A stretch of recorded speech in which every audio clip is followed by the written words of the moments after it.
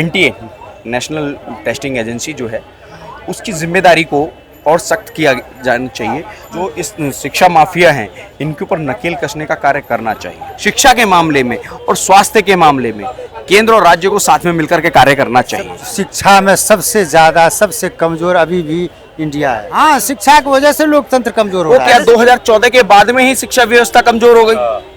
आप ये चीज बताइए कि भाई इतने जो पेपर लीक हो रहे हैं, इतने छात्र परेशान हैं, पहले शिक्षा मंत्री ऐसे मतलब कि कुछ बोलते नहीं है, बाद में पहले फिर बोलते हैं कि भाई कोई लीक नहीं हुआ है, उसके बाद बोलते हैं कार्रवाई हो रही है। तो मतलब ये स्टेटमेंट बदलते रहते हैं क्या कि शिक्षा मंत्री को इतना ज्ञान नहीं है कि कुछ बोल सके? देखिए सुनिए, मैं आप इस चीज़ पे पर्सनल टिप्पणी नहीं करूंगा।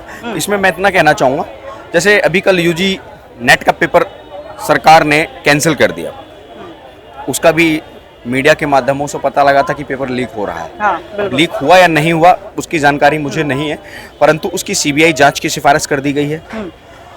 और जो पीछे पेपर लीक हुआ, अभी तक एनटीए नेशनल टेस्टिंग एजेंसी जो है उसकी जिम्मेदारी को और सख्त किया जाना चाहिए।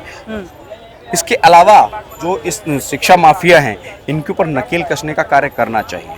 और जिस शिक्षा मंत्री की आप बात कर रहे हैं, तो भारत में न्यू शिक्षा पॉलिसी लाने का कार्य भी इन्हीं शिक्षा मंत्री ने किया है, जो कि 2004 से अटकी पड़ी थी। लेकिन लागू अभी भी नहीं हुई है। नहीं, लागू हो गई है, इस वर्ष से लागू हो गई है।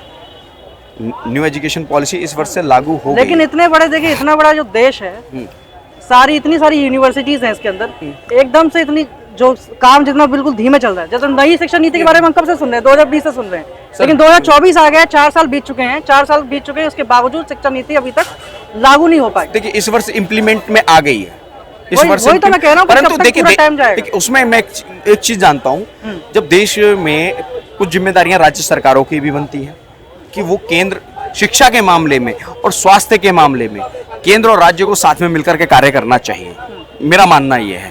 तो कुछ जगह पक्ष विपक्ष की सरकारें तो हमेशा रहती हैं, परंतु कुछ चीजों में राजनीति ना करके देश के हित में, युवाओं के हित में कार्य करना चाहिए। क्या बदलाव होना चाहिए अंकल जी आपके हिसाब से परीक्षाओं में, जैसे लीक होती परीक्षा? देखिए, ये लीक सब शिक्षा में सबसे ज्यादा सबसे कमजोर अभी भी इंडिया है। 117 पोजीशन है, इनको नहीं पता है। बिल्कुल पता है, बिल्कुल पता है। जो आपने कहा 117वां नंबर है, उससे पहले कितना था ये भी आप बता दीजिए। शिक्षित है, इसलिए ये लोकतंत्र कमजोर है। जो कोई संविधान की, तो आपके हिसाब से लोकतंत्र कमजोर हो रहा है? एकदम कमजोर हो रहा है। शिक्षा नहीं है, सब कमजोर नहीं हो रहा है। शिक्षा की वजह से लोकतंत्र कमजोर हो रहा है? हाँ, शिक्षा की वजह से लोकतंत्र कमजोर हो रहा है। पहले शिक्षा ज्यादा थी? पहले शिक्षा ज्यादा थी, ये क्वेश्चन तो आप नहीं हुआ। नहीं, क्यों नहीं हुआ? आप एक चीज बताइए, लोकतंत्र की जो कमजोर हो गई वो क्या 2014 के बाद में ही शिक्षा व्यवस्था कमजोर हो गई? आप मुझे इश्यू बताइए। दूसरा, आपने कहा लोकतंत्र कमजोर हो गया, क्या 2014 से पहले भारत की साक्षरता दर ज्यादा थी?